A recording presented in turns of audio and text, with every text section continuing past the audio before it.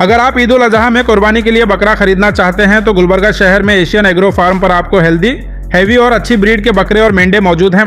पिछले साल की तरह इस साल भी आपको रीजनेबल प्राइस में 13,000 से 30,000 की रेंज के साथ यहाँ बेहतरीन जानवर मिल रहे हैं। वजन की अगर बात करें तो 25 किलो से लेकर 45 और 50 किलो तक वजन वाले हेल्थी जानवर यहाँ देखने को मिलेंगे। इनके यहाँ शाहपुरी लाल पोटला, अमीनगढ़ के व्हाइट पोटला, बारबरे बकरे, जावारी बकरे और कर्नाटक के एग्रेसिव फाइटर शीप के अलावा दूसरी अच्छी ब्रीड्स के बकरे और मेंढे भी अवेलेबल हैं। अगर आप क्वालिटी, सेहतमंद और अच्छी नस्ल कुर्बानी के जानवर लेना चाहते हैं तो एक बार जरूर Gulbarga ring road Shada function hall के पीछे दारुशिफा हॉस्पिटल के करीब मौजूद एशियन एग्रो फार्म को विजिट करें, जहां आपको हर रेंज और हर ब्रीड के शानदार जानवर देखने को मिलेंगे।